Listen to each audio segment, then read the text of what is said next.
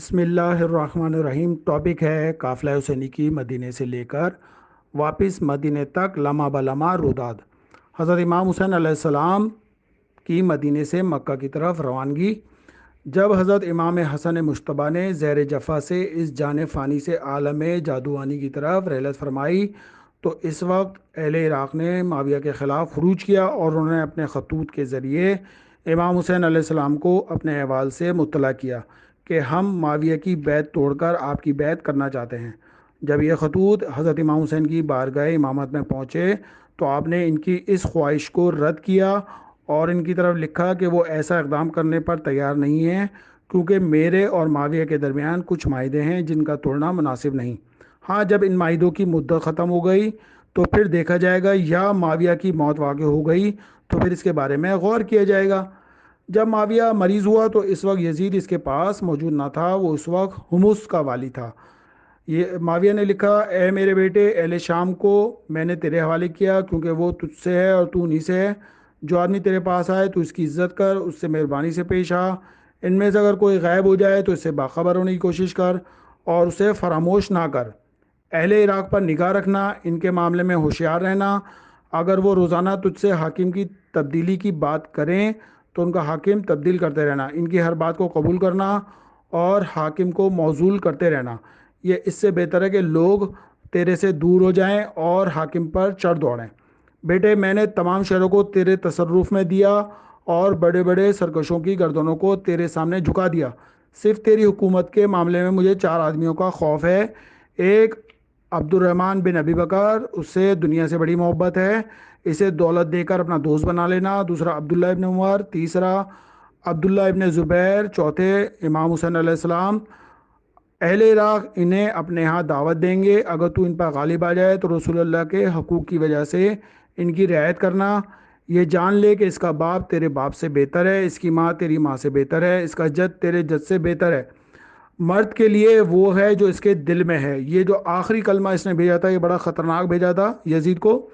جب معاویہ کا انتقال ہوا 60 ہجری میں، یزید والی سلطنت بنا تو اس نے مدینے کے گورنر کو ولید کو خط لکھا کہ وہ حسین ابن علی سے اس کے لیے بیعت لے اور فوراً بیعت لے اور اسے کسی قسم کی قطعاً مہلت نہ دے، تاخیر بیعت کو قبول نہ کر۔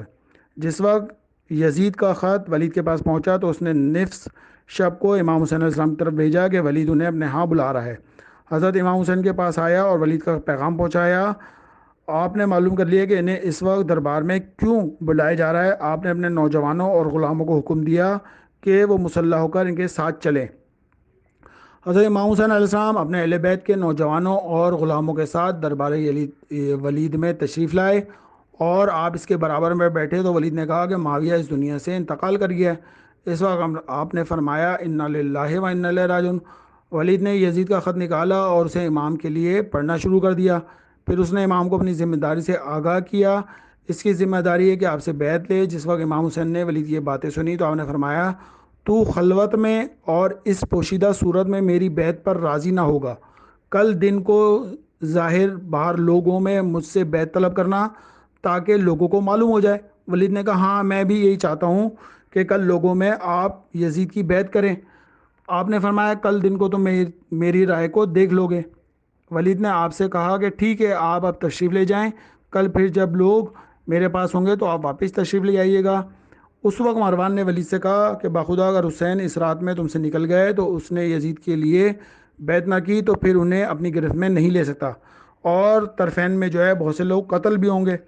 ولید انہیں اس وقت اپنے پاس رکھ اور نہ جانے دے جب تک کہ وہ یزید کی بیعت نہ کریں۔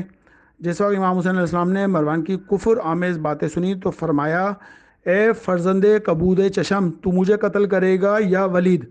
کبود چشم عربوں میں اسے بہت بڑا عیب شمار کیا جاتا ہے جس کی ماں کی آنکھیں نیلی ہوں۔ تم میں سے کوئی بھی قتل نہیں کر سکتا۔ اور آپ یہ کہتے ہوئے اپنے نوجوانوں کے ساتھ واپس گھر کی طرف لائے۔ امام حسین علیہ السلام نے ولید کی طرف متوجہ ہو کر فرمایا اے ولید، ہم اہل بیت نبوت اور معدن اور رسالت ہیں۔ ہم وہ ہیں جن کے گھر میں ملائکہ کی آمد و رفت رہتی ہے، ملائکہ ہم پر نازل ہوتے ہیں، ہمارے پاس حاضر ہوتے ہیں۔ اللہ نے اپنی نبوت اور امامت کا آغاز ہمارے گھر سے کیا ہے اور اس کا خاتمہ بھی ہم پر کرے گا۔ یزید ایک فاسق اور فاجر، شراب خور اور بد کردار آدمی ہے۔ وہ بے گناہ لوگوں کا قتل کرنے والا ہے اور علانیہ فسق اور فجور کرتا ہے۔ مجھ جیسا اس جیسے کی ہرگز بیعت نہیں کرے گا۔ کل جب دن ہوگا تو ہم سوچیں گے اور دیکھیں گے کہ ہم اور تم میں سے بیعت کے لائق کون ہے۔ اس گفتگو کے بعد آپ واپس تشریف لے گئے گھر۔ جب امام حسین علیہ السلام کی آواز ولید کے دربار میں بلند ہوئی تو نوجوان بنو ہاشم ننگی تلواریں لے کر دربار ولید میں داخل ہو گئے، اور جب ولید نے یہ دیکھا تو خوفزدہ ہو گیا۔ ایک روایت یہ ملتی ہے کہ جب ولید نے ان چاروں شخصیت کو اپنے ہاں بلایا، یہ سب اس وقت روزہ رسول پر عبادت میں مصروف تھے۔ جب ان کے پاس ولید کا آدمی آیا تو عبد الرحمن اور عبداللہ نے کہا، ہم تو گھر جاتے ہیں اور وہیں بند ہو کر رہیں گے اور اپنے گھر سے باہر نہیں آئیں گے۔ عبداللہ ابن زبیر نے کہا، میں تو ہر صورت میں یزید کی بیعت نہیں کروں گا، اور حضرت امام حسین نے فرمایا، میں ولید کے پاس جاؤں گا۔ حضرت امام حسین علیہ السلام نے وہ رات اپنے گھر پر گزاری اور 60 ہجری کی رات 28 رجب کو مدینے سے روانہ ہوئے۔ امام حسین علیہ السلام رات کو آدھی رات کے وقت مدینے سے نکلے۔ امام جعفر صادق علیہ السلام فرماتے ہیں، جب امام حسین مدینے سے خارج ہوئے تو ملائکہ کے گروہ در گروہ ملاقات کے لیے آئے، جن کے ہاتھوں میں جنگ کا اسلحہ تھا، بہشتی اونٹوں پر سوار تھے۔ انہوں نے سلام کے بعد عرض کی، اے مخلوق خدا پر حجت خدا، ہم نے چند مقامات پر آپ کے نانا اور آپ کی مدد کی ہے، اب آپ کی خدمت میں حاضر ہیں۔ امام نے فرمایا، میری اور تمہاری ملاقات محل قبر پر ہوگی، اور وہ ایسی زمین ہے جہاں میں شہید ہوں گا، اسے کربلا کہتے ہیں، جب وہاں پہنچوں تو وہاں آنا۔ انہوں نے عرض کیا، اے حجت خدا، اب کیا حکم ہے؟ ہم اطاعت کریں، اور اگر دشمن سے کوئی خطرہ ہے تو ہم آپ کے ساتھ چلتے ہیں۔ امام حسین علیہ السلام نے فرمایا، مجھے پرواہ نہیں ہے اور نہ مجھے کوئی نقصان پہنچا سکتا ہے حتیٰ کہ اس زمین میں پہنچ جاؤں۔ مومنوں جنوں کے گروہ محضر امام میں آئے اور عرض کیا، اے سردار، ہم آپ کے شیعہ اور مددگار ہیں، آپ حکم فرمائیں تاکہ ہم عمل کریں، اگر دشمن ہے تو ارشاد فرمائیں، ان کا شر تم سے دور کر دیں اور ان کو ہم کافی ہیں۔ امام نے فرمایا، آپ کو خدا جزائے خیر دے، کیا جو کتاب میری جد پر نازل ہوئی ہے اسے نہیں پڑھا؟ پھر امام حسین علیہ السلام نے قرآن کی آیت نمبر 154 جو ہے پڑھی۔ اس کے ساتھ شیخ ابو القاسم حسین بن روقہ ایک واقعہ انشاءاللہ بعد میں بیان کرتے ہیں۔ جابر بن عبداللہ انصاری امام حسین علیہ السلام کو سمجھانے کے لیے آئے۔ امام علی مقام کو مختلف مشورے دیے، مگر یہ عجیب بات ہے کہ آپ کو یہ مشورہ دیا گیا کہ مدینہ کو نہ چھوڑیں۔ یہ مشورہ بھی دیا گیا ہے طائف یا یمن کی طرف ہجرت کر جائیں۔ جناب محمد بن حنفیہ، عبداللہ ابن عمر، عبداللہ ابن عباس، حضرت ام سلمہ، یہ امام حسین علیہ السلام سے بہت محبت کرتی تھی۔ ان کے خط جو انہوں نے مکالمہ کیا ہے امام حسین سے، وہ اگلے کلپ میں آ گئے انشاءاللہ۔ جناب محمد بن حنفیہ نے آپ کو یہ مشورہ دیا کہ فی الحال آپ مکہ کو اپنا مستقر بنائیں، رسل اور رسائل کے ذریعے لوگوں کو اپنی بیعت پر آمادہ کریں۔ جناب محمد بن حنفیہ کو امام حسین علیہ السلام نے مدینے میں چھوڑ دیا تھا کہ تمہارے لیے کوئی حرج نہیں کہ یہیں مدینے میں ٹھہرے رہو اور ان مخالفین کی نگرانی کرو اور مجھے تازہ حالات کی اطلاع دیتے رہو۔ اس کے بعد ان کے نام وصیت نامہ امام حسین علیہ السلام نے کیا۔ امام حسین علیہ السلام جب مدینے سے نکل رہے تھے اس وقت انہوں نے قرآن کی آیت پڑھی، سورہ حج کی آیت نمبر 39 اور 40، یعنی اگر مومنین پر جنگ مسلط کی جائے تو ان کو بھی جنگ کرنے کی اجازت دی گئی، کیونکہ مومنین دشمنوں کے ظلم و ستم کا نشانہ بنتے ہیں اور خدا ان کی مدد کرنے پر قادر ہے، اور مومن وہ ہیں جو کفار کے ظلم کی وجہ سے ناحق اپنے گھروں سے دربدر ہو گئے۔ ان کا صرف یہی جرم تھا کہ وہ کہتے تھے اللہ ایک ہے۔ یہ آیت رسول اللہ، امیر المومنین جناب حمزہ اور امام حسین کے خروج کے اوپر محیط ہے۔ جناب سکینہ فرماتی ہے، جب ہم مدینہ چھوڑ رہے تھے تو ہم اہل بیت بہت زیادہ خوفزدہ تھے۔ مدینے سے نکلنے والوں میں جو امام حسین کی 12 بہنیں، مولا کائنات کی بیویاں اور امام حسین کے ساتھ تھیں، اور اس کے علاوہ جو ہے 4 کنیزیں امام حسین کی ازواج کی موجود تھیں جو غلام امام حسین کے ساتھ تھے، مدینے سے کربلا آئے تھے۔ ان کی تعداد 10 ہے، جن میں سے 8 کربلا میں شہید ہو گئے تھے اور 2 نجات پا گئے تھے۔